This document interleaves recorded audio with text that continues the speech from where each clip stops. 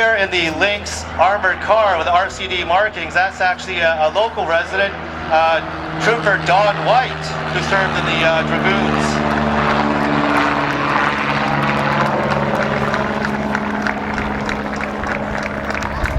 Captain John Richardson joined the Ontario Regiment a few days after the war started in September 1939 at the age of 20.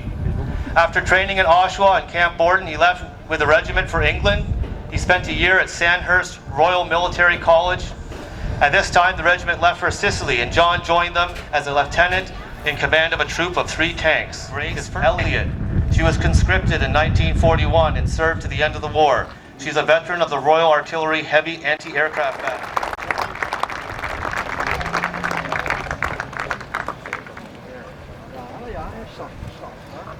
And in the Lynx, in April 1945, Don was in the second vehicle to enter the city of Louisbourg. I'm sure you recognize Don because he was a veteran who was so recently honored in the House of Commons just a few months ago. Holland has also honored Don on many occasions. The most recent, a few weeks ago, the Dutch named a new tulip in his honor. Can you guess what they called the tulip? Don White. He returned to Canada in January 1946. Ladies and gentlemen, a volunteer of our museum, a community leader, and a veteran, Don White. Yeah. Those who are former serving members of the Canadian Armed Forces, please stand. Ladies and gentlemen.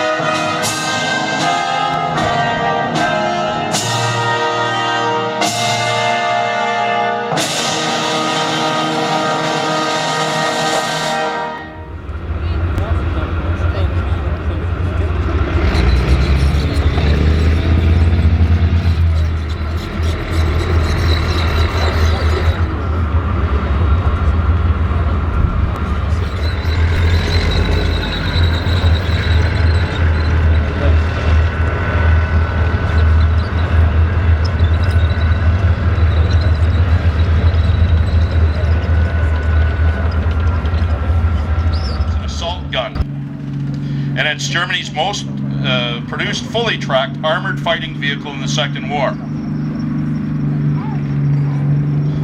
And it was probably the most common after the 251s that we saw. It was basically the bottom part of a Panzer III tank. And instead of a turret, they put an armored fixed superstructure mounting a more powerful gun. So this thing isn't a tank. You see, there's no, so it's pretty interesting.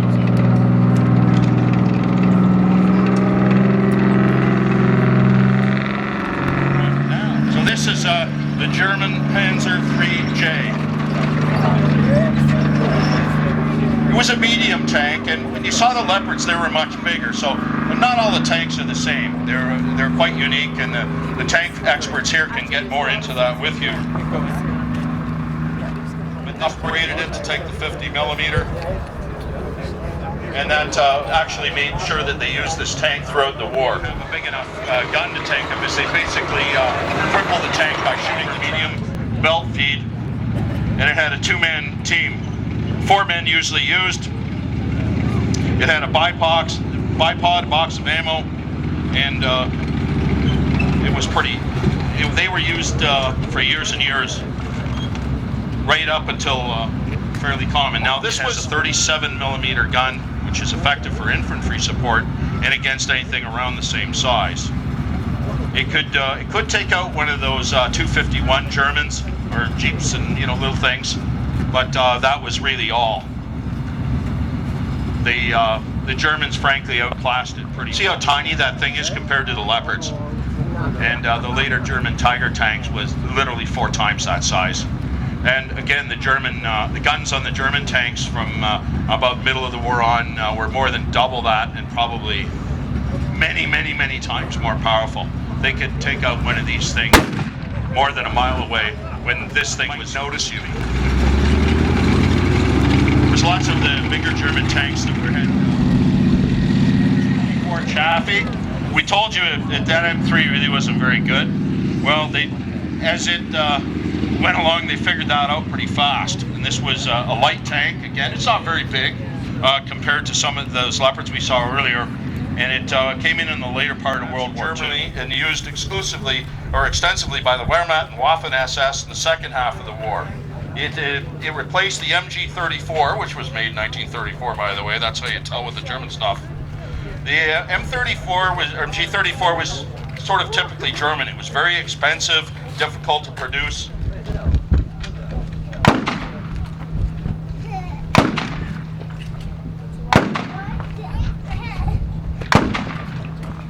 That's the Car 98. Notice the soldier had to work the bolt every time. The Allies had some similar versions of their own. We'll show you later.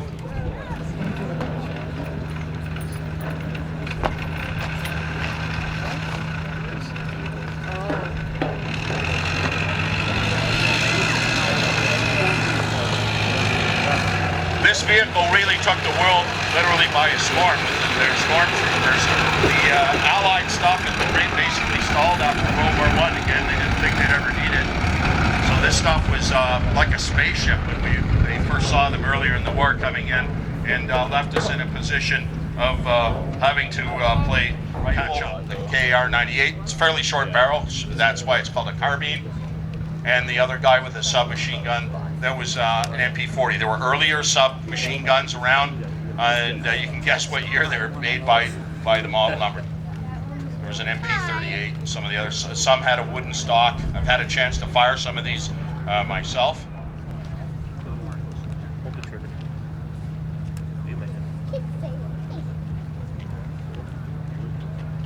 See how fast that went? It was just a buzz. The Germans were already well armed, well experienced, and if the people of Oshawa, the men and women, and the people in the States had chipped in, Hitler would have frankly been quite successful. It's a Chevy. There was a Ford version as well, made in Windsor. These things are cool. Look at the slant back like the Hummer. These were super strong vehicles. If you're up in northern Ontario, you'll still see them in wrecking yards and lumber mills. They're still in service, or people put snow plows on them. They still run. They were just amazing. They used them all over the world. We sent them everywhere. And these are some of the vehicles the Germans loved to have, because they were easy to repair. They were very powerful. This particular one was actually found in a junkyard up in Aurelia some years ago and lovingly restored. Look at that. It's been used in many important ceremonies.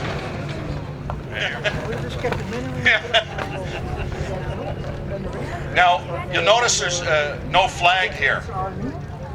For the artillery, their colors, you hear about the colors, and they have a color parade, and there's a big march around, and an honor guard carries a flag.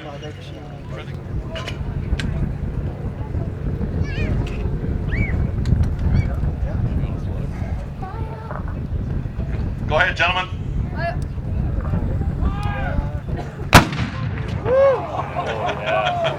Oh, that's a They're gonna load another one. Nice.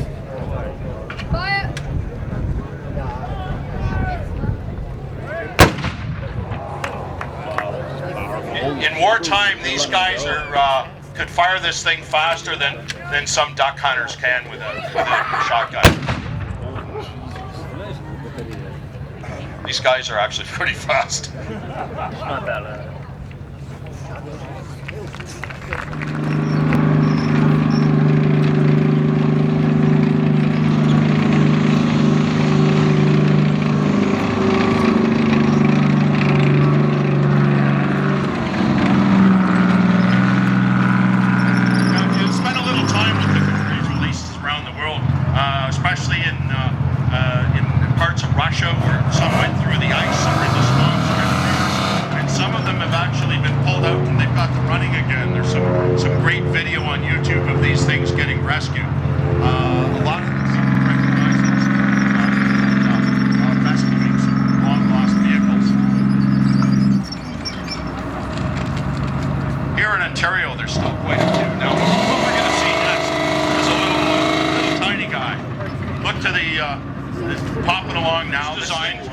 Right here in Windsor, by the way, they went to all the Allies. Really cool little thing. It's a Ford flathead V8 in there, a truck transmission that drives the rear axles, and it had a kind of a neat feature. You could, the driver now is turning hard, and then there's a big steering wheel, and it applies the brakes left or right. But also, if he only turns it a bit, it will actually shift one of the axles and warp the tracks. So if you're driving along, the signal's pretty fast. It goes about 50 kilometers an hour. And you can do lane changes and things without slowing down. They're pretty skittery on pavement, I can tell you that. Just got out and they had that rifle, the Car 98. We're going to show you what the Canadians had. They had a Lee Enfield bolt-action rifle. It had a 10-round box magazine, and it had that's the 303. Now these things were made in Long Branch as well, and they used to be around $30, $35 at Hercules Surplus in Yonge Street. I remember as a youngster buying these things, and back then nobody cared. You just buy a World War II rifle, bring it home on the bus with a box of ammo. I wouldn't try that now. It was just with the bayonet sticking through the brown paper bag. Everybody knew what it was.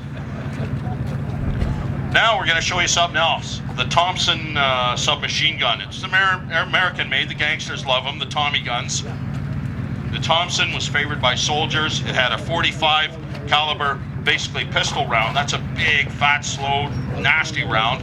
It was quite accurate and a pretty high volume of fully automatic fire. It was used in World War II. When I first joined the OPP in 1978, we actually still had them. They could also be found with tank crews and soldiers performing raids in German positions. It was pretty fast. It was a pretty nice gun. The Brits bought a bunch of them, and then later they were expensive to produce and took a lot of time. The Americans and the British later sort of copied the Germans and came out with guns they could just sort of stamp out. Like this, the iconic Sherman tank. Yay. This is a medium tank M4. It was the most widely used medium tank by the U.S. Western Allies in all of World War II.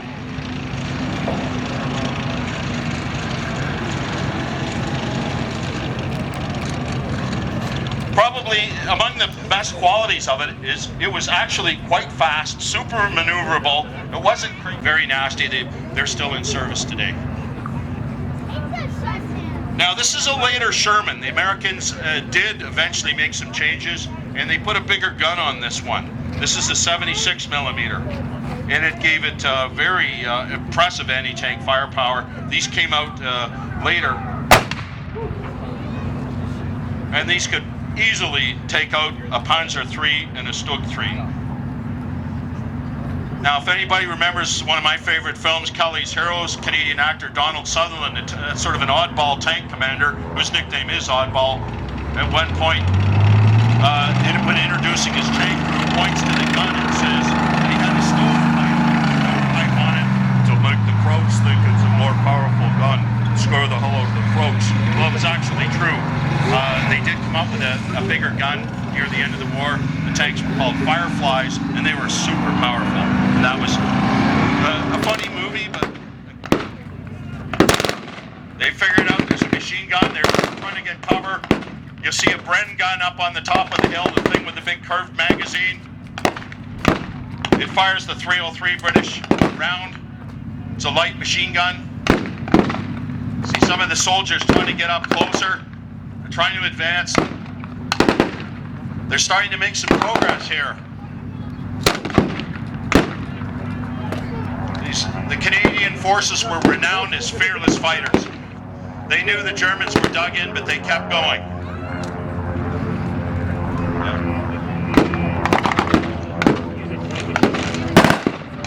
Told you the Germans were ready. Here comes one of those 251s. Remember, it's armored, it's got an anti-tank gun, it's got machine guns, it's got very seasoned soldiers, and they're all ready to ambush the Canadians.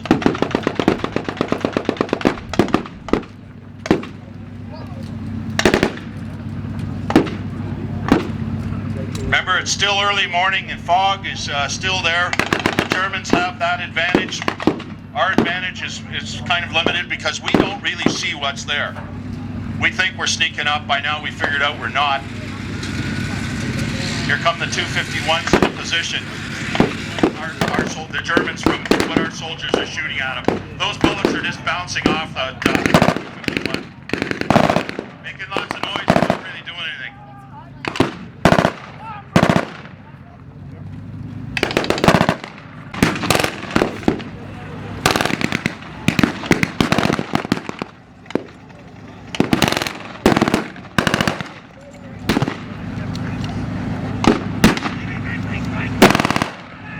Comes the other 251. The soldiers are in a lot of trouble here.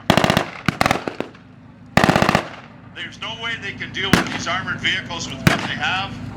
They're trying anyway. Our guys are going to call for help. They basically know by this point, unless they get some big help, there's no way they're going to be able to capture that.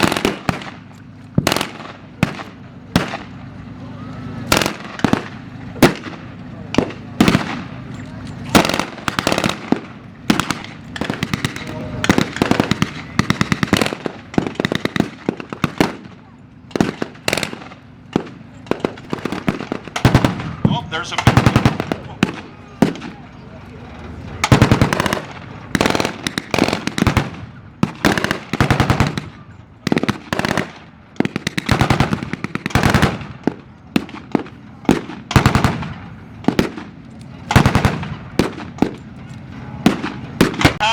we got more tanks coming in.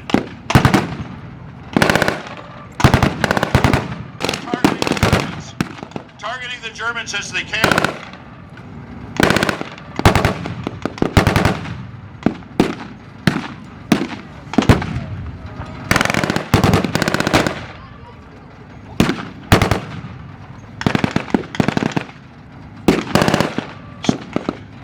Still a bit of a stalemate here. The Germans well dug in.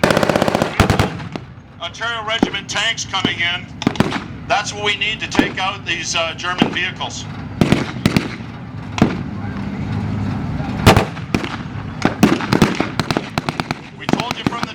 The Germans expected this. They've got all kinds of defenses planned for this very attack.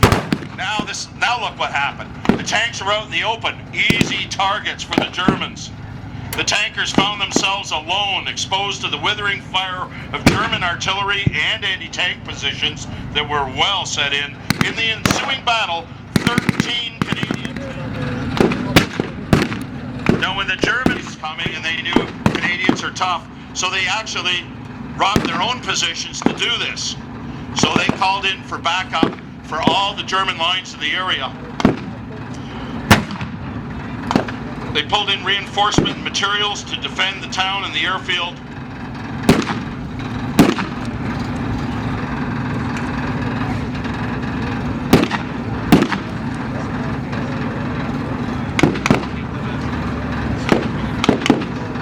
Now something interesting going to happen here.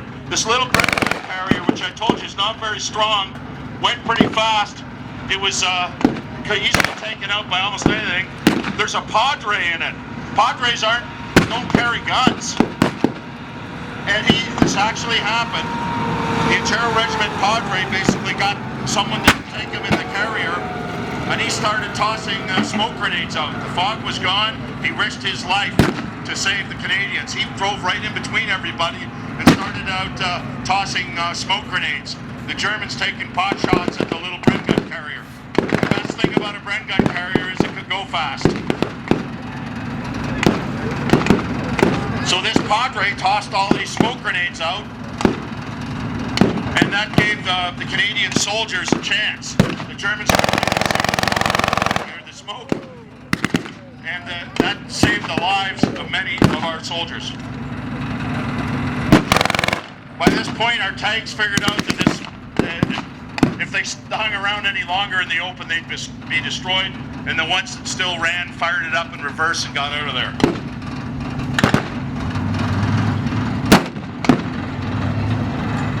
You see the log strapped to the side of this tank? The guys would put anything they could on the side, spare tank tracks, logs, sandbags, because the armor was not strong enough, and they knew that.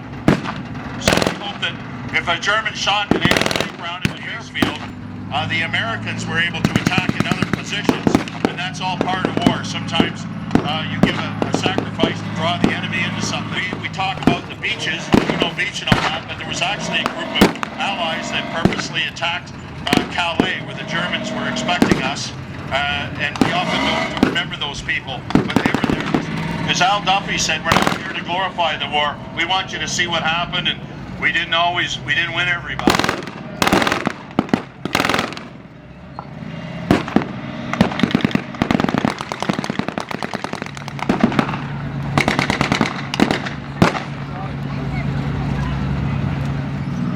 Our soldiers were able to retreat back to their lines where they did have enough protection, and the Germans basically stopped just some distance outside the airfield.